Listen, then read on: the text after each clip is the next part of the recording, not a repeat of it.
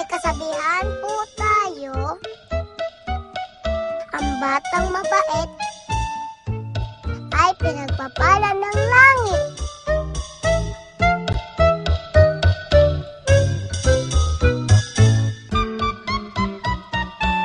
So our Little Miss Philippines 2012 is Riza May Dizon, candidate number 9. Congratulations, Riza from Angeles, Pampanga. Hello po, ako po si Riza May Dizon.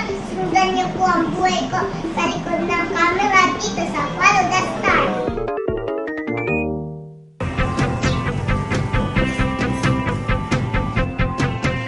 Welcome po sa bahay namin. Papasok po kayo. Ito po yung papa ko, si Papa Victor. Ito po si mama ko, Mama Risa. Ito po si lolo ko, Lolo Pogi. Kakain na po ako ng amusal bago pumasok sa school. Ulam ko po corned beef. Yun. Aray ko. Ay, Tita Vicky, ito po, siya po yung nagregalo ng bracelet ko. Ito pampakontrasog. Ito, halip po kayo. Magpaganda muna po kayo.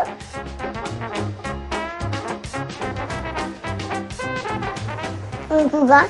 Ito po si ate ko, yung natutulog kanina. Hapon na nagigising. Mera Green. Good morning, Mera Green. Good morning. Tapos hawak-hawak ka dyan.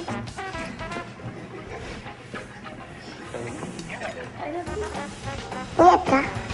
Nahiga ka pa? Ibigin niyo siya.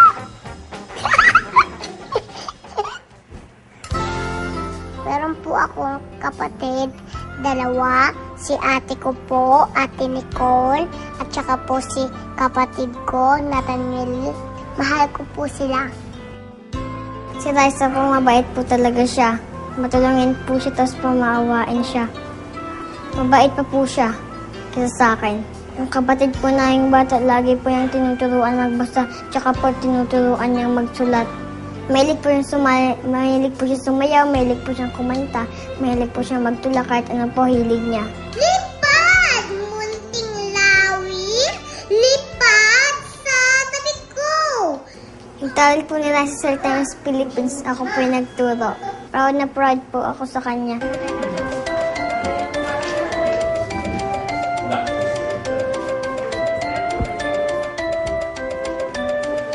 Bye-bye!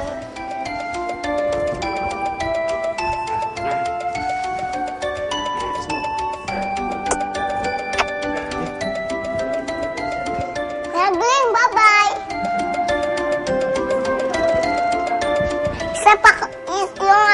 Isa kong kapatid, yung makagil na bata. Tulog pa. Sakit na. Lagi ipin, pabunot. Tara na po, papasok na ako sa school. Flag ceremony na. Ako mauuna.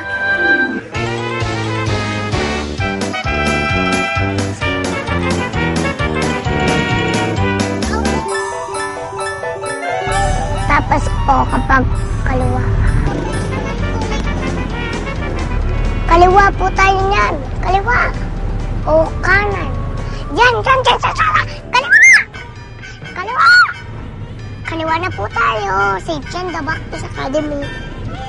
Ito na pa yung school ko. Late lang sa vlog.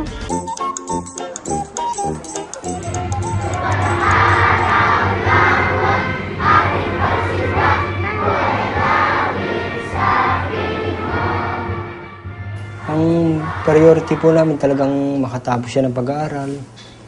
Kasi po, alam naman po natin yung showbiz, hindi naman po pang habang panahon yung showbiz.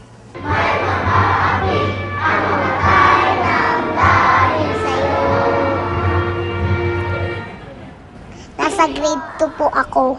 Una po, nag-aaral ako sa umaga, tsaka po sa tanghali, sa Itbulaga. Masaya po, wala mang pong pagod. Parang normal lang po. Sandra, Riza. Ang paborito ko pong subject ay Pilipino. Dahil ang Pilipino po, mas easy lang. Yung English ang hindi ko po alam kung nakapasa ako. Ako ay mayroong ginagalaw.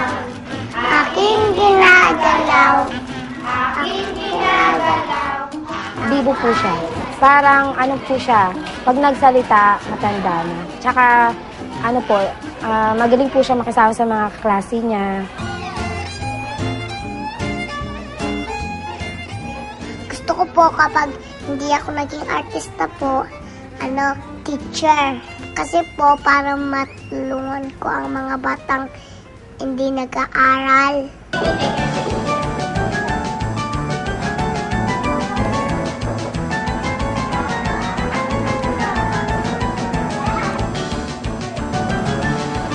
Sarap ng paksiw eh. Ang paborito ko pong ulam ay paksiw. Paksiw na bungos. Kasi po, masarap yun. Tsaka hindi po ako mahilig sa chicken kasi pang mayaman yun. Yung paksiw yun.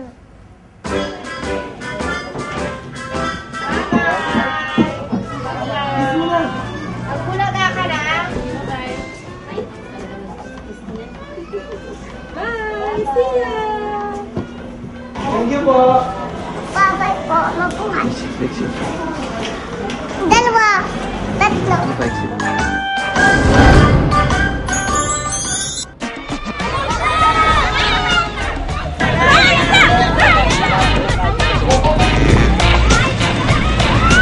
Lagi po akong mag-hike, lagi po akong mag-smile. Kapag Si Denise, papunta niyo ngayon dito. po, sundalo ako ngayon sa 1 for all, 4 for 1.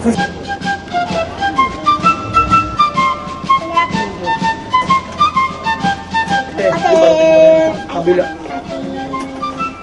Nung unang nakita ko po yung sarili ko sa TV, masayang-masaya po ako kasi nakita na yung picture ako sa TV.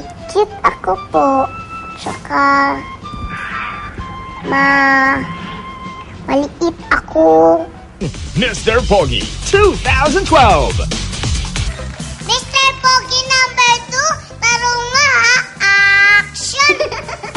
Sa Itbulaga po, lumalabas po ako sa Mr. Pogi. Ako po yung nagka-clapper. Have a good day. Gumagapang ka pa. At saka po, 1 for all or for 1, ako po nag-cha-cha-cha. At saka po, bumubunot si bossing ng bola. Si Riza nag-umpisa talaga sa audition ng Little Miss Philippines kasi isa ako sa mga nag-audition sa kanya. Kaya alam ko, nakita ko yung pila niya, hintay niya na ang ino-audition namin mahigit sa 300 bata na hindi pa niya alam kung makakapasa siya o hindi. Na actually, totoo yan, pinaglaban ko siya nung nakita ko yung talent niya. Sabi ko, she may not be the stereotypical Little Miss Philippines we're looking for. Pero yung talent nitong batang to, maniwala kayo sa akin, nakakasilat yan. Major silat nga ang ginawa ni Riza. At tuwan-tuwa ako kasi hindi ako nagkamali ng pagpili. Parang nakita ko yung kakapalan ng mukha ko sa kanya. Ganon. Ganon na lang kasimple. Nagpe-pray ka ba? Apa, Anong lagi mong pinagpe-pray? manalo po ako sa Little Miss Philippines. Nung una ko po nakita sila bossing at si Tito Joey, kinikilig ako. Ang saya-saya ko. Okay, Little Miss Philippines' first runner-up is none other than... With an average score of 93.90%, congratulations to Candidate number 5, Maria Francesca Rojas of Cebu. So our Little Miss Philippines 2012 is Riza May Dizon. Hindi ko po talaga akalain na siya po yung mananalo nun. Sobrang masaya ko po nun na hindi po ako makapaniwala hanggang ngayon na andito na po kami Ang laki po ng pinagbago ng buhay namin. From Angeles, Pampanga. Yung nanalo po ako, ang saya. Ang sarap sa heart.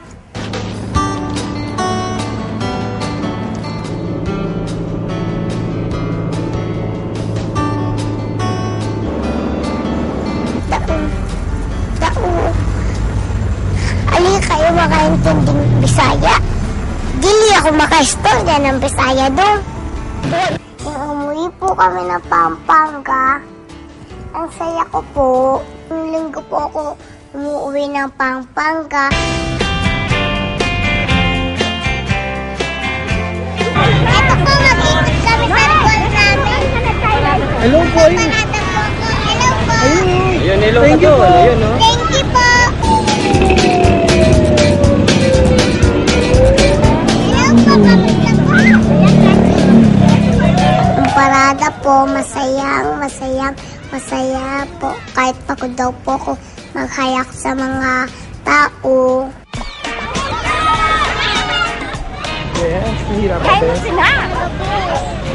Kahit saan mo po siya dalhin, sobra po maatisa sa mga tao.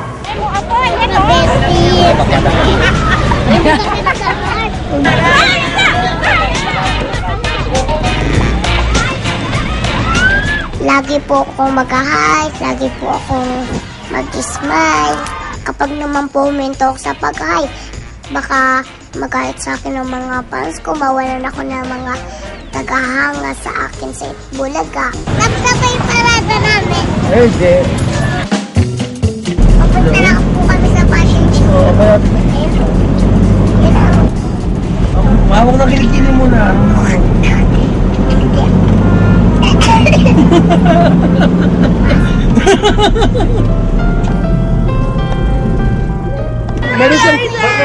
Meron siyang follow that star na si Jen. QTV siya. So, yan.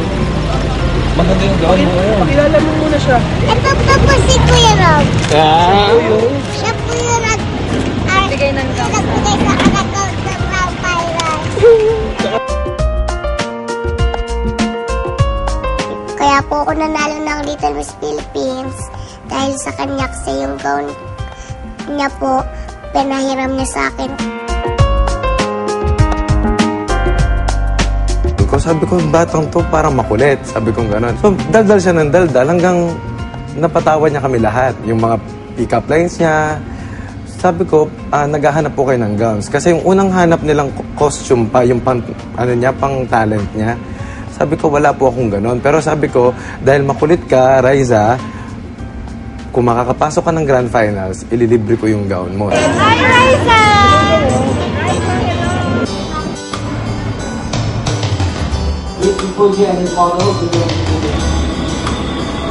Yung fashion show po, hindi po ako kinakabahan. Kasi po, ready na po ako nun.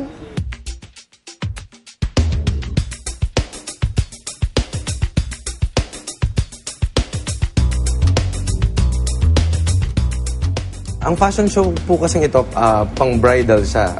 Naisip kong isama si Raisa para maiba naman yung magiging finale model.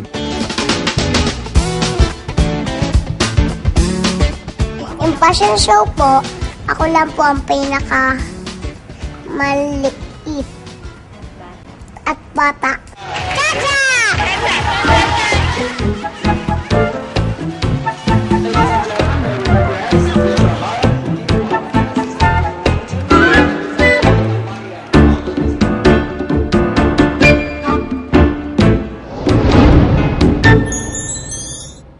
Mama, ito.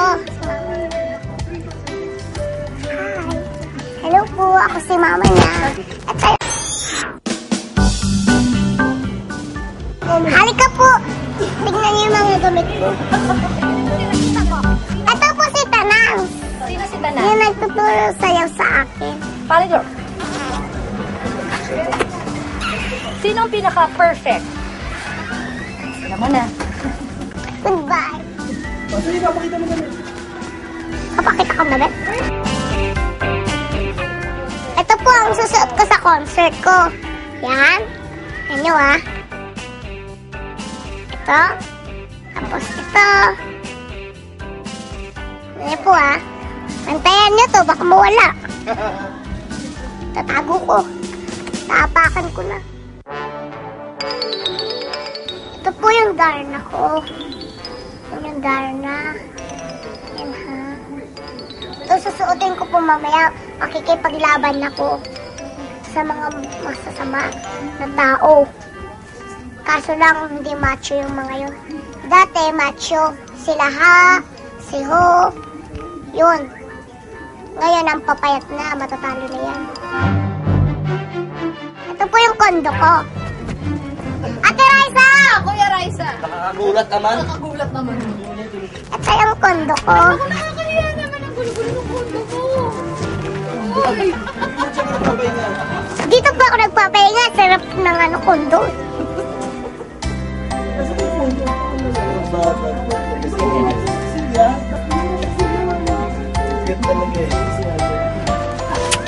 Tapos na ako matulog. Okay.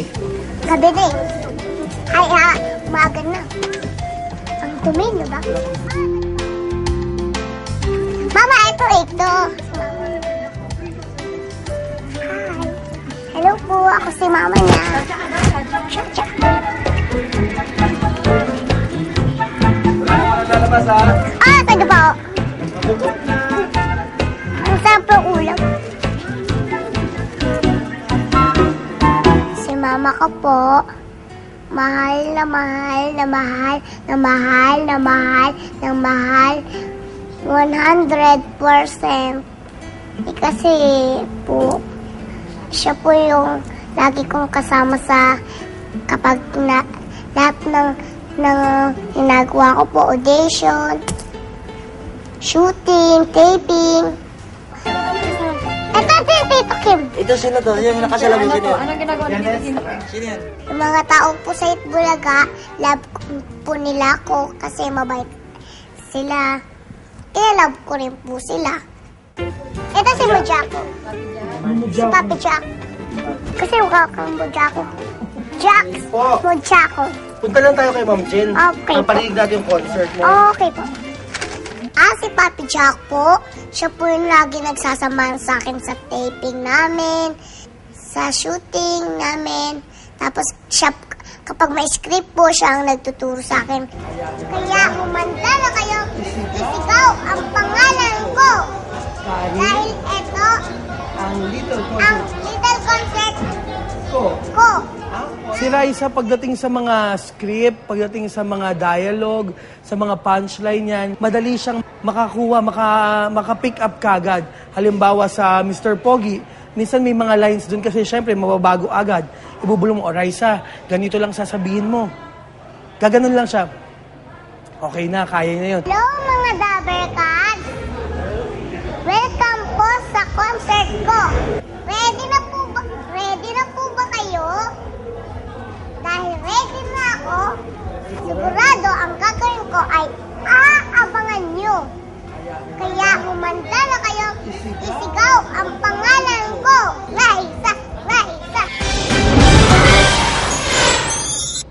Ang pangit mo talaga.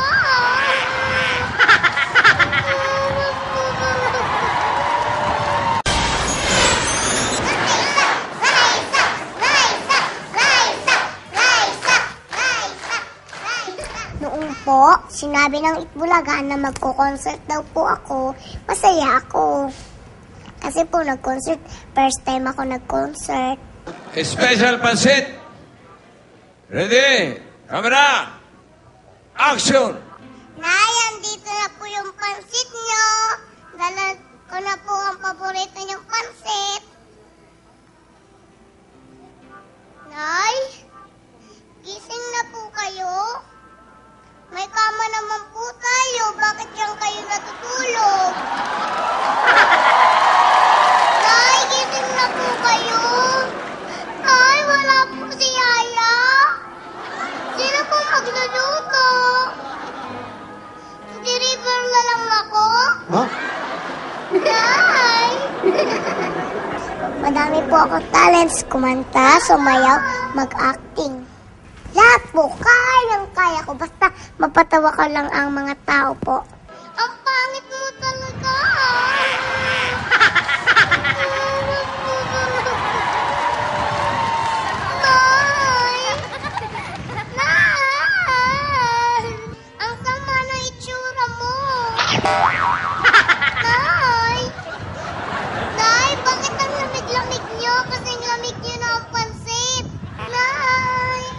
Tubig, tubig.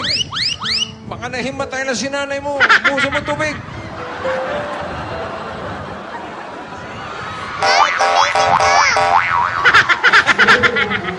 Ayo. Maglalang nga po. Sayang ang tubig. Ayun na, umiiyak na.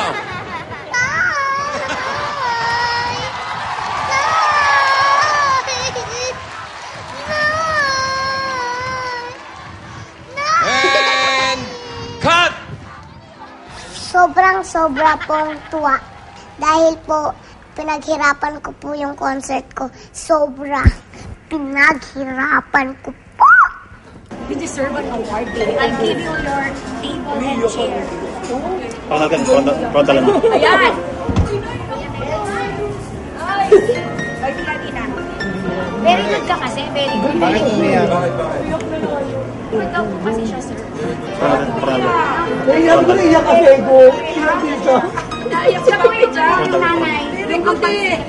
Huwag ka tumiiyak. Pag iiyak, di ba happy? Ang galing-galing mo kanina, no? Una. Galing yan eh, no? Dos. Happy lang, happy? Dos na. Concert ng Bibili tayo Araneta? ng kitchen. Araneta na sunod? Pagkatapos po ng concert, kaya po ako naiyak nung kasi ang saya ko po kasi first time lang nangyari yung concert na yun. Sobrang proud. Proud po ako sa mga ginawa ko. Thank you po. Tapos yung concert mo? Tapos na po ang concert.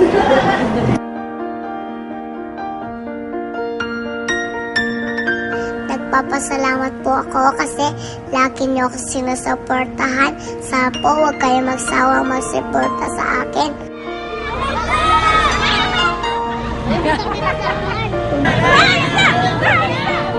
Ako po hindi ako magsasawang mag-hello sa inyo.